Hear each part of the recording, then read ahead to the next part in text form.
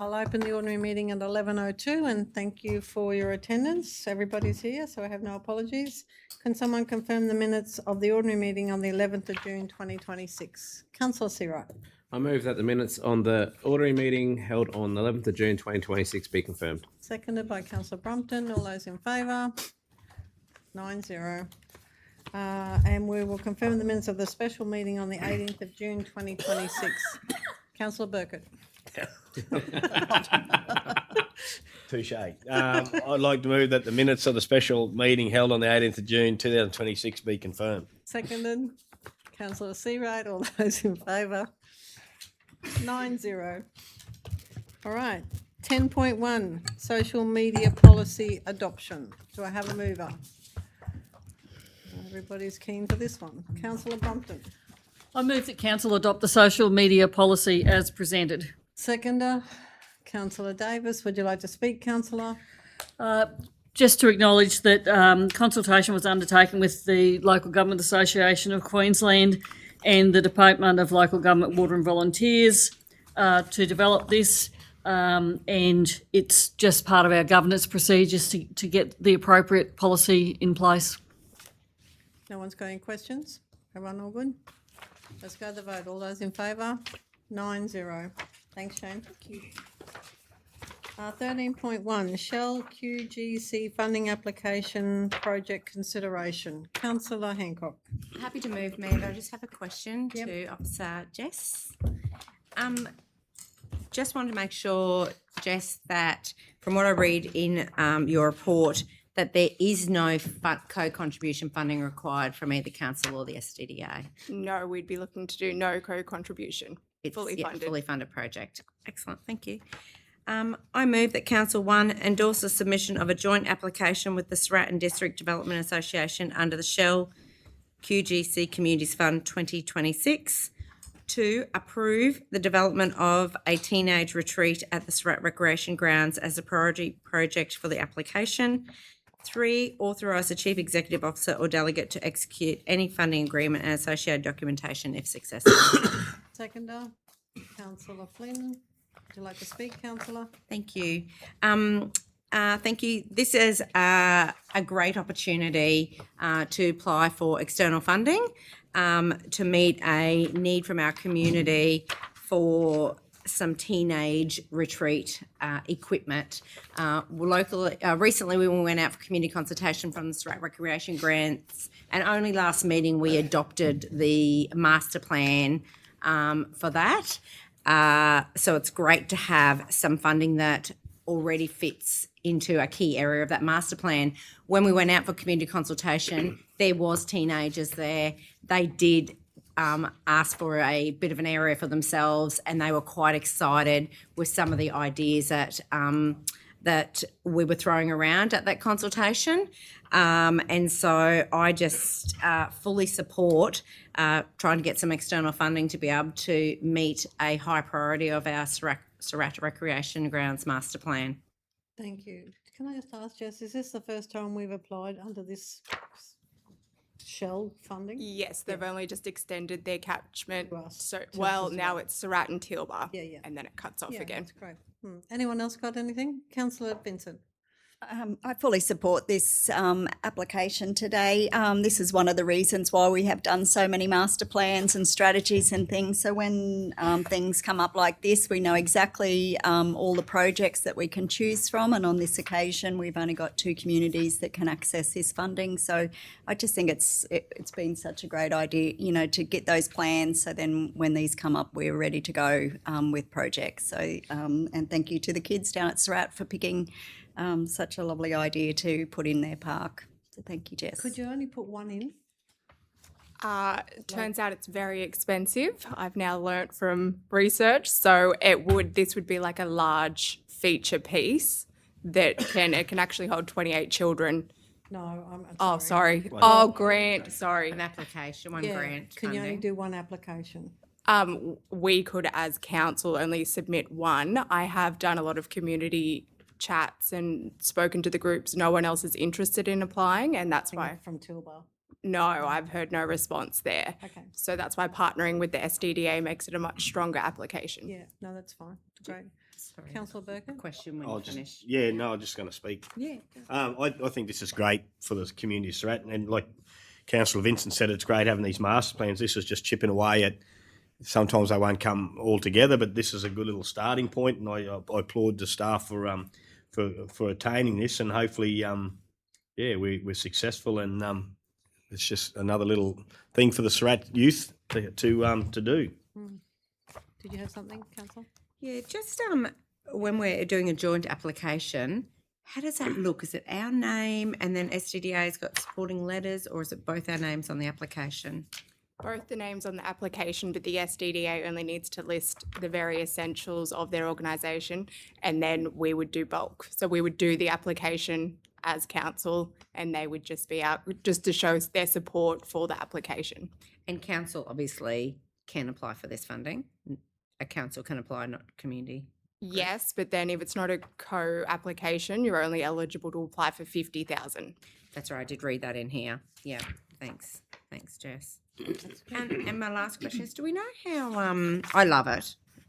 Do we know how long these things last? I believe I got a more detailed quote after I did the report. You can take it on notice, Jess, if you need. Yeah, maybe. 10 years warranty. Yeah, 10-year warranty. That's all I need to know. Yep, that's perfect. Thank you. Anyone else? Councillor Flynn? Yeah, I'd just like to mention the fact that Shell have extended their boundaries into our area as part of, I guess, the Taroom Trough situation, and thank the staff again for being involved with supporting the organisations with the grants, and hopefully we are successful with it. Hopefully. Anybody got anything else? Did you want to sum up? Yeah, thanks, Mayor. I just wanted to note that in the report, Officer Jess has done a lot of work looking at a few different options where the grant funding could go towards, but I'm wholeheartedly of support that this is the correct project for this grant funding to go for if successful. And so thank you so very much for your time and effort that you put into this project, and hopefully we are successful. All right, on that note, we'll go to the vote. All those in favour? 9-0. Thanks, Jess. Thank you.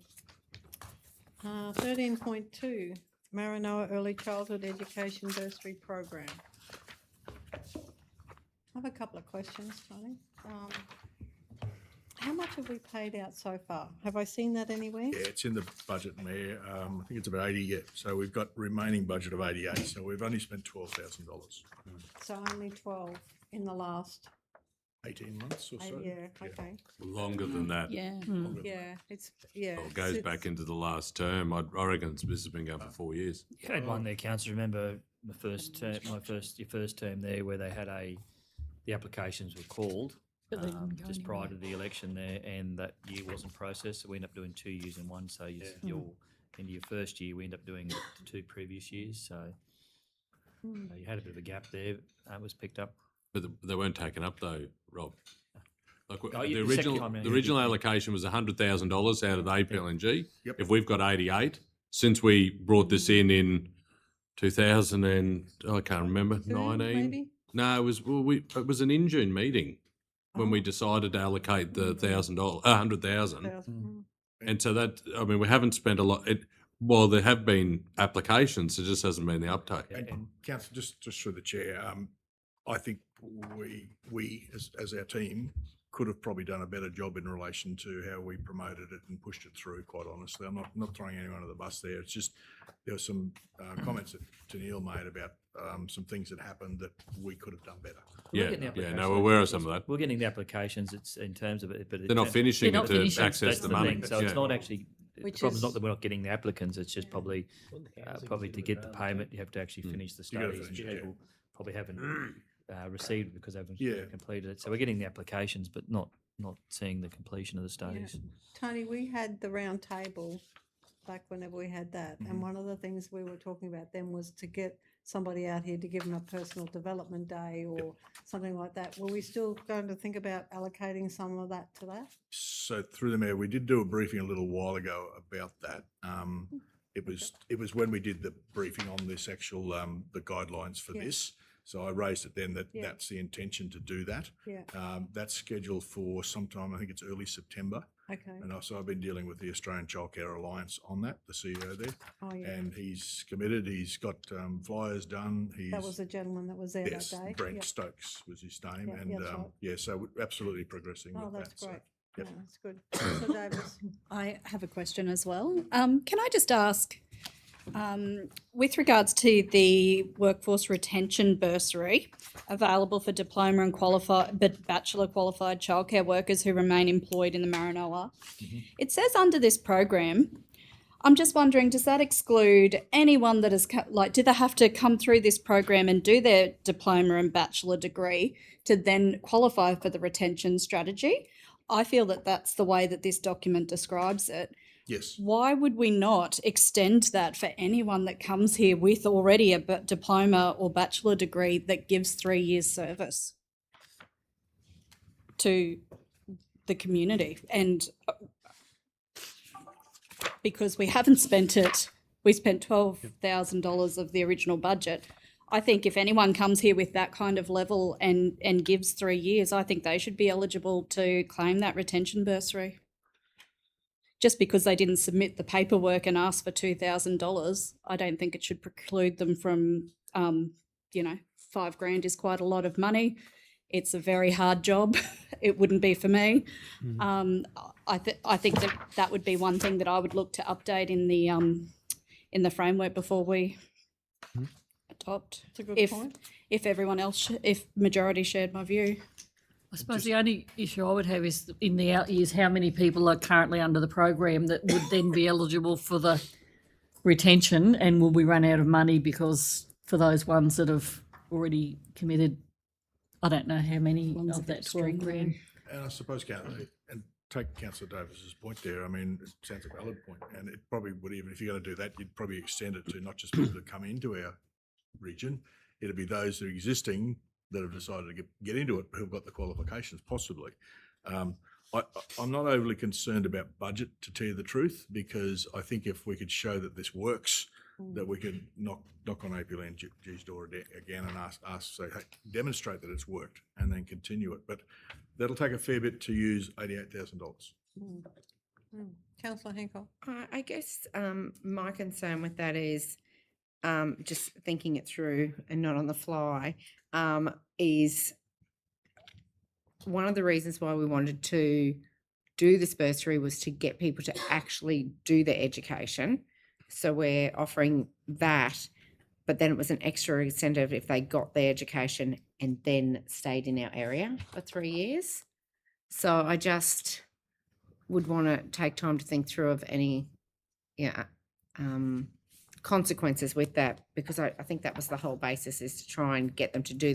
We want new people to get their upskill to get their degrees or certificates, and then reward them for staying in the area. So I just don't know about that. But a question I had was, and I know we did workshop this through the Mayor, Manager Tony, but have we never had a childhood education bursary program framework before? No, Okay. that's my understanding. And Councillor. is it a framework, or is it what you said before? It's a guidelines. The terminology, I think, could probably be interchangeable, to tell you the truth. It's not a policy, it's more a guide for us as officers in relation to how we manage the process.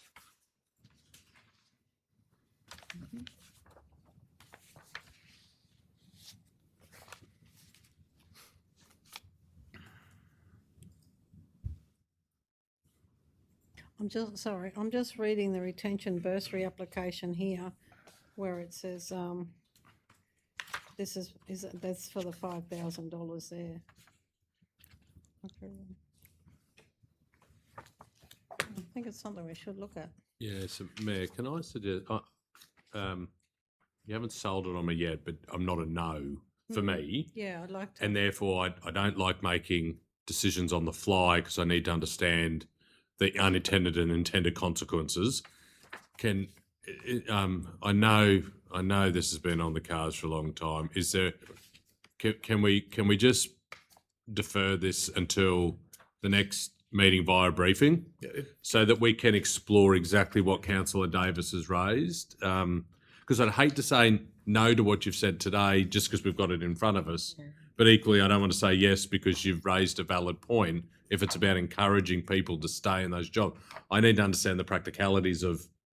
And probably for me, and I agree with the budget side of things, is how many staff could be out there that would be eligible for this. I was thinking. That was where mine, because it is a good point that Councillor Davis has raised. And you're but talking about the whole Maranoa. yeah, the whole Maranoa. How many staff might be out there that would be eligible under that? Mayor, I move we defer this matter to an ordinary meeting via a briefing in the new financial year. Seconded. Councillor Hancock, all those in favour? 9-0.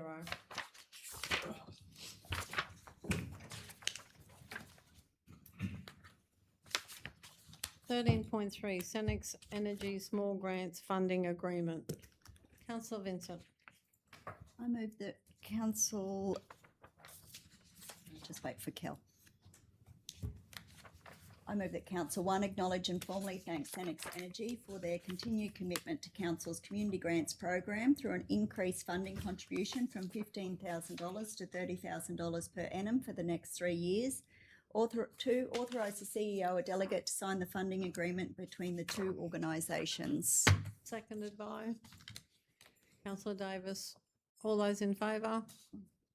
No speak. 8-0. Oh, sorry. Councillor would like to speak.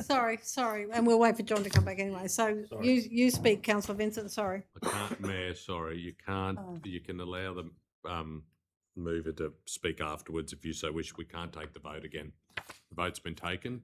Councillor Burke was out of the room, so he wasn't here, but that vote's been. 8-0, but you're quite welcome to speak, Councillor Vincent. I just wanted to thank Senex for the continued support of this program, and not only the continued support, but now to take up the challenge to double their contribution to this program. Council has done the same thing. They've met that doubling of that program, and we did change the rules a little bit to allow community groups to go up to $5,000 with no co-contribution. So I just wanted to thank Senex for coming on board again and doubling their contribution. I'm sure the community really appreciate the changes that happened in the grant program. Thank you, Councillor. We've been on the vote, so we can move on. Sorry. Thank you. 13.4 Future Drought Funding Community Impact Program. Councillor Hancock. I move that Council 1 approve an application for funding under the Future Drought Fund Community Impact Program for the delivery of a community capacity building and upskilling workshops across the Maranoa region. 2, authorise the Chief Executive Officer or delegate to enter into a funding agreement should the application be successful. Seconder. Councillor Vincent. Would you like to speak, Councillor? Thank you, Madam Mayor. Can I just ask a question? Should we have an amount that we're applying for in there?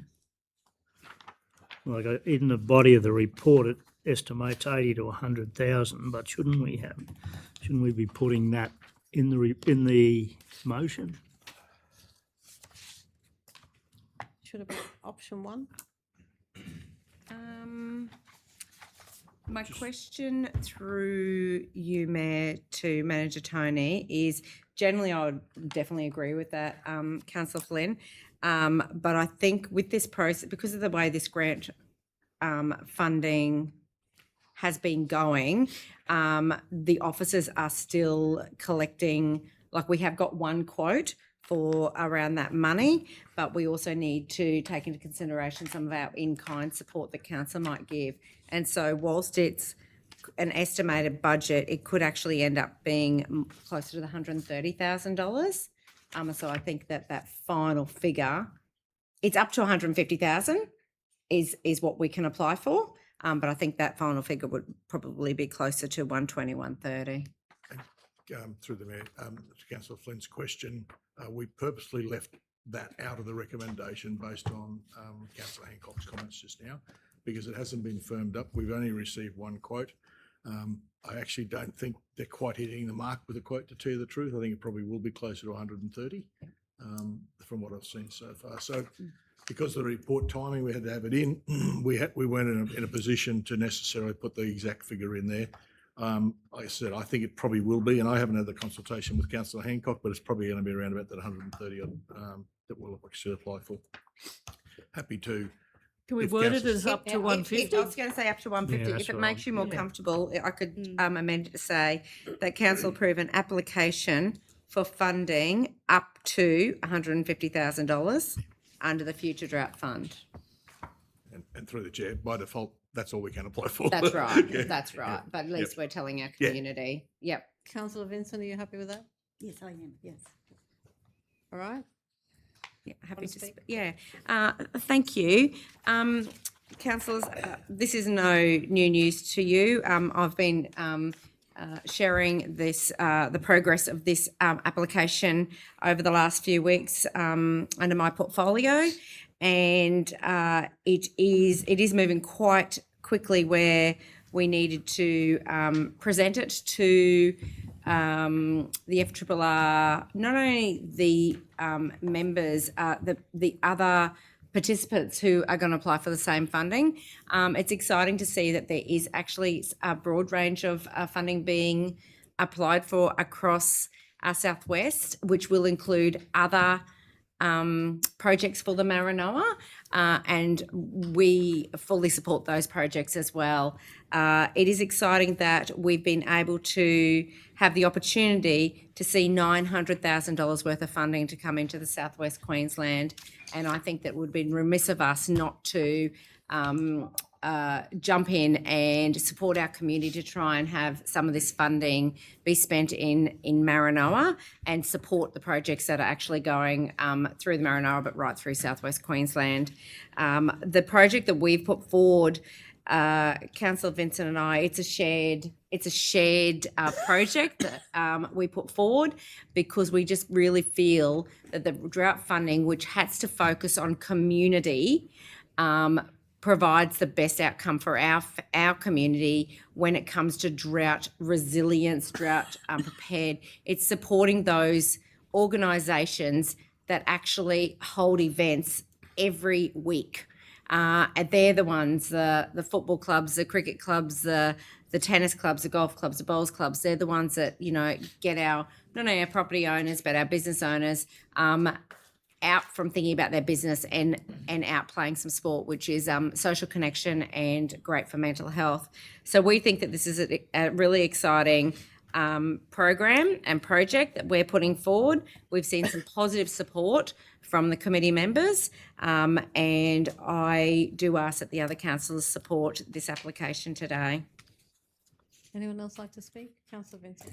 Yeah, I'd ask other councillors to support this project application today. As Councillor Hancock said, we worked on this thought around the community, what events, instead of just having a one-off event that gets people off the farm, is that the community groups already do that. They do it well. They do it on a constant basis.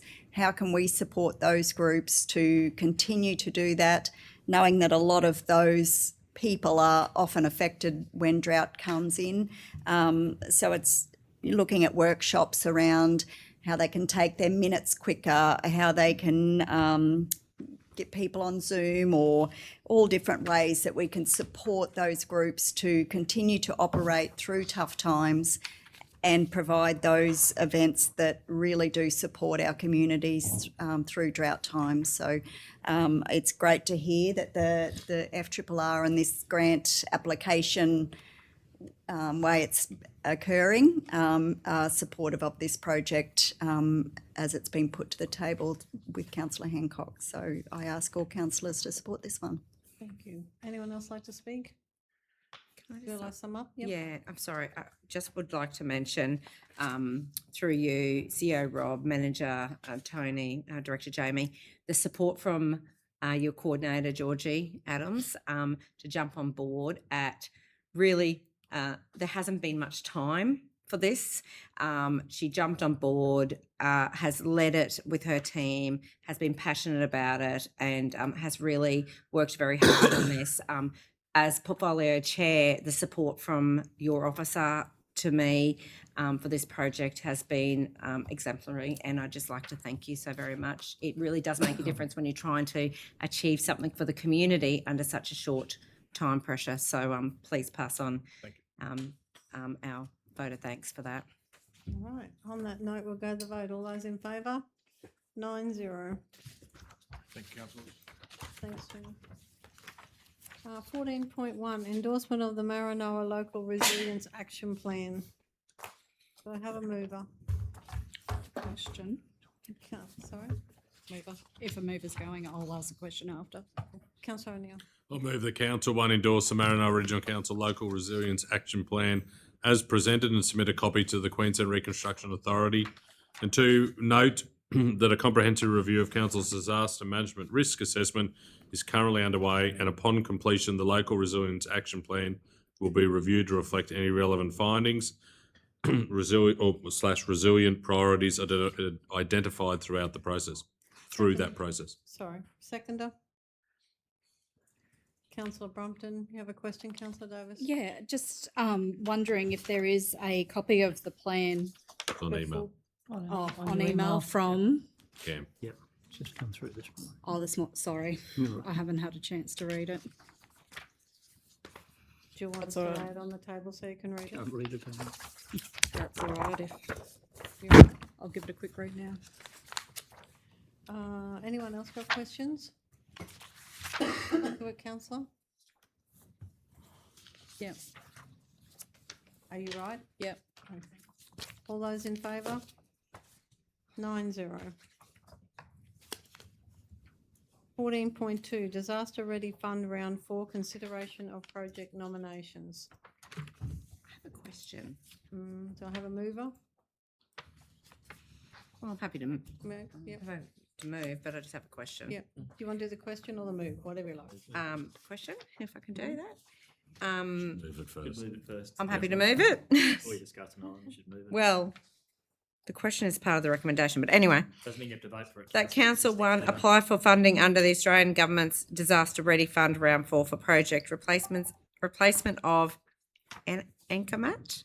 I said that right? Yep. On Roma Levy, Section 1 and Section 3, to provide in principle approval for council to co-fund the approved projects up to a total value of $268,000 excluding GST in the 26-27 financial year, subject to the success of the funding applications. 3, authorise the CEO or authorised delegate to sign the funding agreement if successful. Seconded by Second. Councillor Davis. You have a question, councillor? Yes, through the mayor. Just in respect to the fact that we've just adopted our budget, and now we're saying that we're going to, consider that money in 26-27 financial year budget. Have we, or will we do that at a quarterly report? Yeah, CEO is nodding because he knew I was going to get asked I know that Cameron will question. have this discussion, so and yeah. So it's through the mayor. Obviously, pretty difficult to preempt a decision at the budget meeting, but I had set it up in a way that there's 3 priority sections that's been identified for the levy. Just a 1-minute overview. There's some erosion control on the levy that needs repairing. Rather than just going back with the standard anchor mat, we're proposing to use rock. It's performed very well on other parts of the levy. It's probably it's future-proofing the levy for us. There's 3 sections that have been identified. As part of the budget meeting, council adopted a project called the Roma Flood Levy Anchor Mat Replacement for about $550,000. The intent is to deliver one section 100% with council funds, and then there is a co-contribution already sitting in the approved budget that would then support the recommendation as presented. So to answer your question, 100%, it's been accounted for in the budget that was adopted earlier today.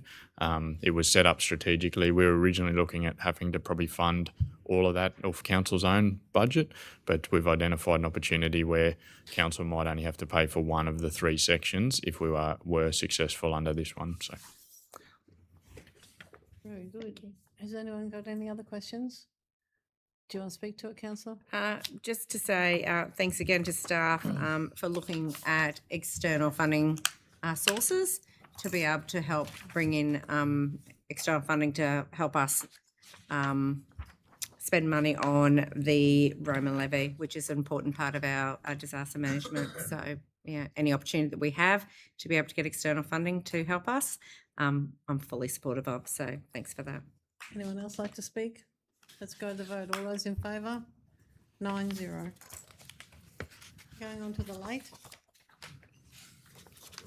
L1, upcoming deputations and briefing topics, council briefing July 2026.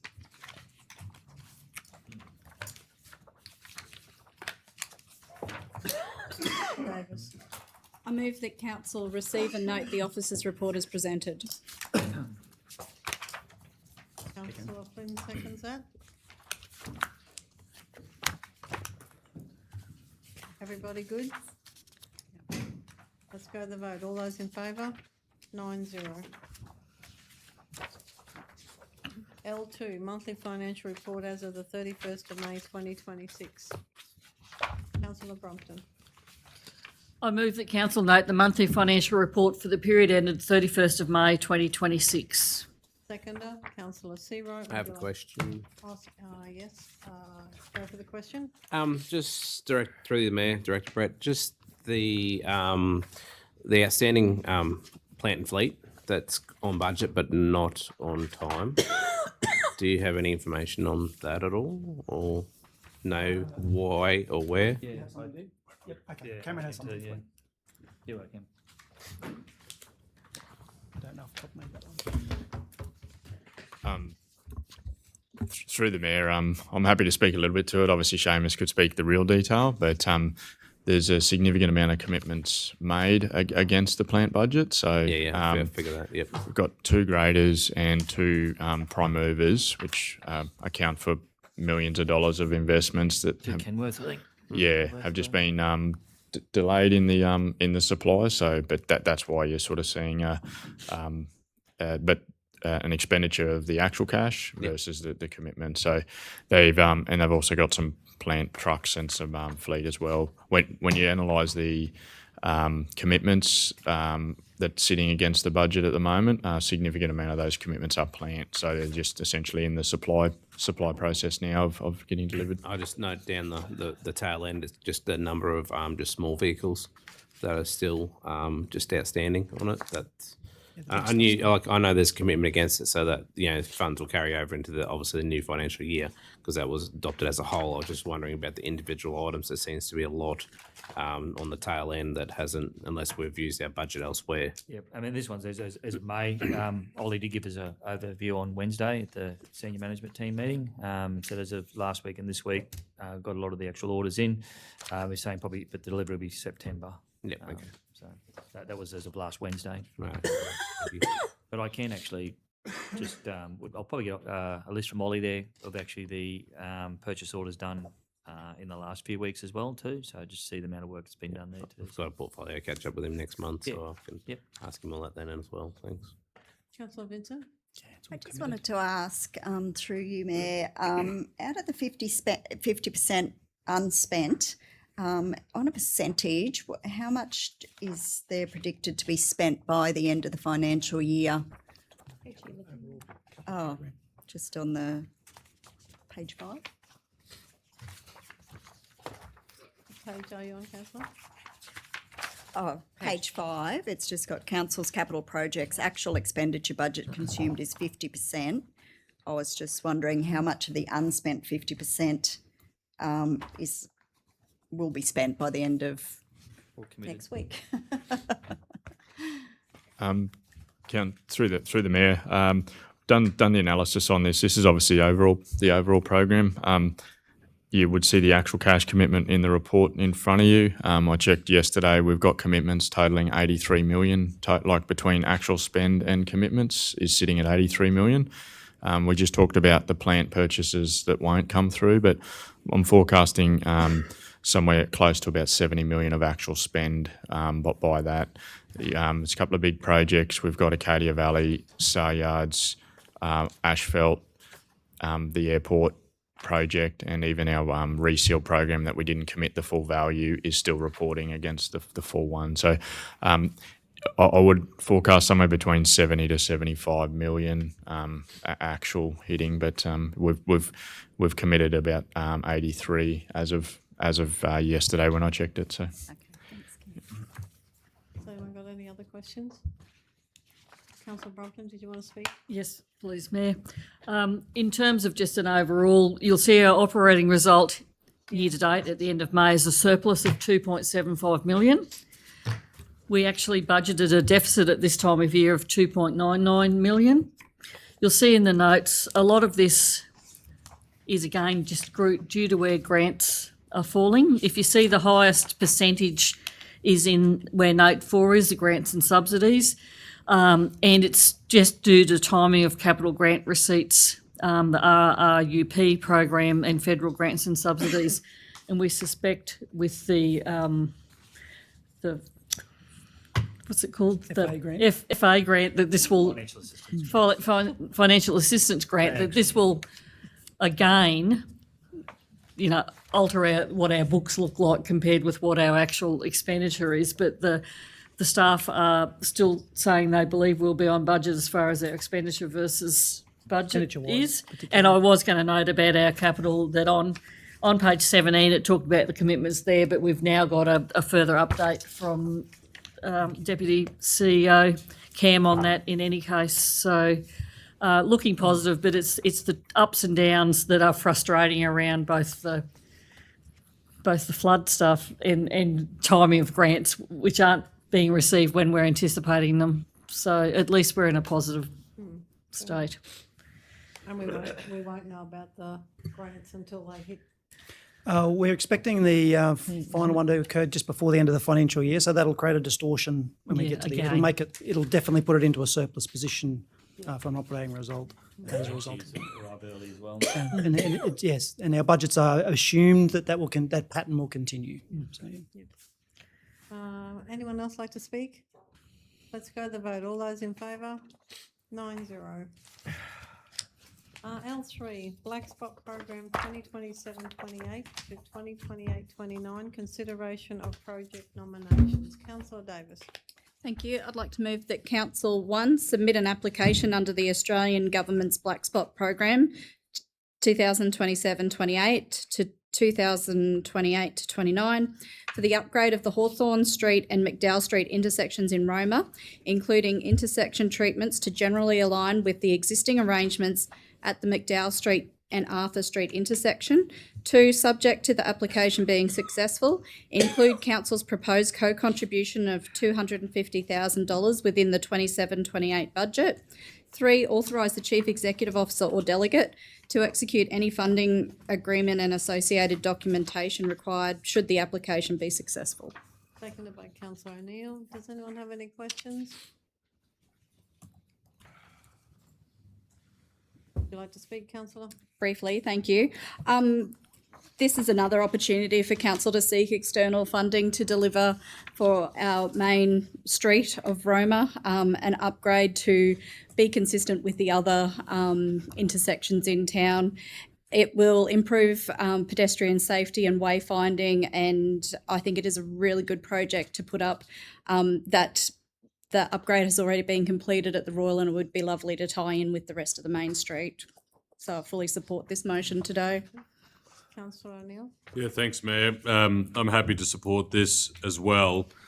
Council a long time ago put plans in place to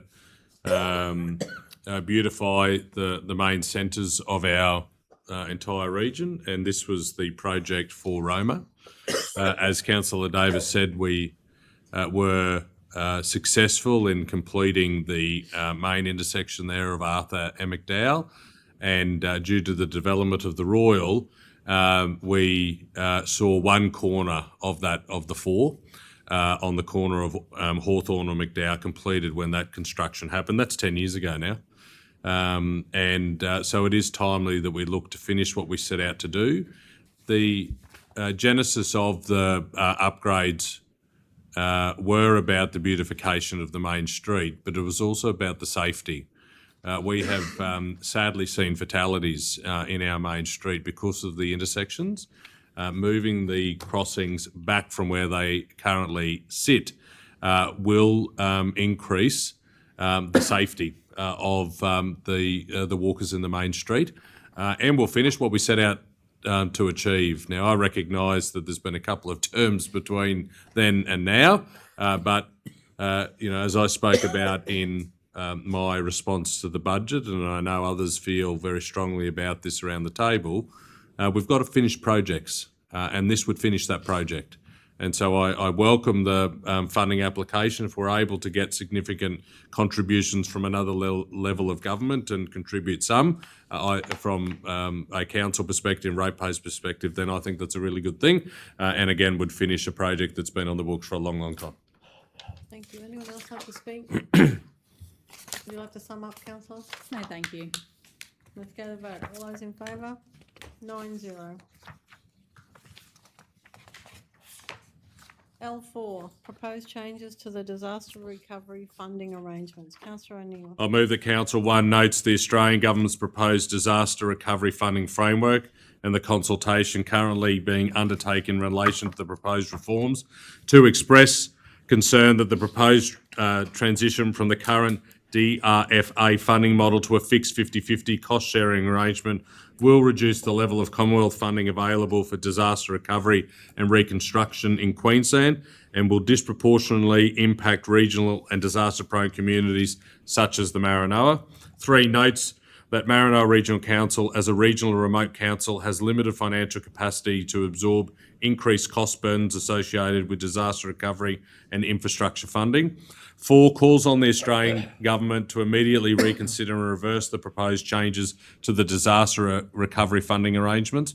5, requests the Chief Executive Officer or delegate to prepare and submit a formal submission to the National Emergency Management Agency outlining Council's concerns regarding the proposed reforms and their potential impact on regional Queensland. And 6, write to the Prime Minister, the Federal Minister for Emergency Management and relevant federal members and senators in Queensland outlining Council's concerns and seeking reconsideration of the proposed changes. Have a seconder. Councillor Davis. Councillor, just on point 3, did you intentionally change rebuilding to funding, just for Kel? You just said recovery and infrastructure funding rather than rebuilding. Oh, I meant rebuilding. You meant rebuilding? Yeah. Thank you. Does anyone have any questions? Would you like to speak, Councillor? Thanks, Mayor. This proposal is a bad deal for regional Queensland and it's a bad deal for the Maranoa. And so let's call it what it is. The Australian Government is proposing to reduce its contribution to disaster recovery in one of the most disaster-prone parts of Australia. This reform is a cost-shifting dressed up as reform. Regional communities like the Maranoa already contribute enormously to the national economy through agriculture, energy production, freight and resources. When disasters strike those communities, the Commonwealth should be standing beside them, not stepping back from them. When a flood cuts a road in the Maranoa, it's not a budget problem. It's a farmer who cannot get stock out. It's a community wondering when the road will be repaired. What frustrates me is that local government has spent years working to improve disaster recovery. We have advocated for more flexibility when repairing damage. We have advocated for practical reforms that would allow damaged roads and infrastructure to be rebuilt faster and smarter. Those are the reforms regional communities have been asking for, not less support. If the Commonwealth wants to improve disaster recovery, then reduce the red tape. Trust local communities and councils to help us rebuild faster. Don't reduce the funding available to communities that are already dealing with the consequences of disasters. Because when funding is reduced, it's not Canberra that feels the impact, it's people living in the Maranoa. They are the ones who wait longer, they're the ones who live with damaged infrastructure, and they are the ones who ultimately pay the price. Disasters do not cost less because Canberra changes the funding formula. The damage is still there, the roads need rebuilding. The question is simply who gets left carrying the financial burden. And so for that reason, I strongly support the motion I've moved and urge councillors to do the same, because it calls on the Australian Government to abandon those proposed changes and work to improve disaster recovery, not weaken it. And if we do this today, we back not only our fellow councils across the state who are as disaster prone as we are. It's backing the Local Government Association of Queensland, the efforts that they're putting in to see this decision overturned. And I note the delegation that's in Canberra at the moment for the Australian Local Government Association annual conference is doing just that. And so I urge councillors to support. Anyone else like to speak? I'd like to speak for. Yes. Yeah. Just echoing what Councillor O'Neill said, and I think to put this in real terms for our community, there's a really important piece of information in this document that if we looked at the potential impact to us on the funding that we've received 2018-19, 2019-20, 21-22 and 23-24, so that's over 4 years of disasters. Under this contribution, we would have got $31.7 million less. How could this council afford $31.7 million of disaster, to lose that funding? That is a massive amount for a small rural council, and I think we really need to advocate strongly around this change. Thank you. Anyone else like to speak? Councillor Vincent. Yes, I'm happy to support this one, and thank you to everyone that's already been advocating around this funding cut. Probably for me, reading the minister's letter, the first line is introduce standardised packaging. Well, every flood is different, so to have a standardised package sounds like it's going against what we see in real life when those sort of things happen. And the 50-50 funding model, as Councillor O'Neill and Brumpton said, makes it very unaffordable to push back on the states to try and cover more of the cost of funding disaster management, and very unsure about the 15% cost shared with jurisdiction. This could add up to be a lot if we are the jurisdiction that has to cover the 15% cost sharing to fix large-scale damage. Thank you. Anyone else like to speak? Want to sum up? Yeah, Councillor? thanks, Mayor. I mean, this is the finest example of buck passing that I've ever seen. And whilst we're in the firing line here, I know as a local government we would not be able to sustain that type of money that Councillor Brumpton has alluded to. We would be going to the state government to help support us. And so this is a fight between the state and the Commonwealth, and we're caught in the crossfires here. All sides of politics at both the state and Commonwealth level say that they support communities from a rural and regional area. They say it, we hear it, but actions matter with those words, and the action that's before us today to provide feedback on is anything but supporting communities that are rural and remote. We're a large geographical area with a very small population in relative terms, and for us to be able to sustain the investment that would be required to get us back on our feet, and for Councillor Flynn and myself, we've seen a few disasters in our time since the forming of Maranoa Regional Council, not going back to the years prior to amalgamation. I just would hate to think how that would have crippled us as a local government to be able to make amends for our community, for them to be able not only to do their day-to-day business, but to thrive as a community. And so I'm really affronted by this. I think as a council we should be too, and I know we are. We've discussed it, and we need to back in our local government minister, our local member, who is advocating very hard against this as well. And then, as I said earlier, we need to back in our local government association so the government does understand and appreciate that this is a wrong policy move, and it's going to directly impact the lives of people in our community. Thank you. On that note, we'll go to the vote. All those in favour? 9-0. That's it for today. So on that note, I will close the meeting at 11:51, and thank you for your attendance.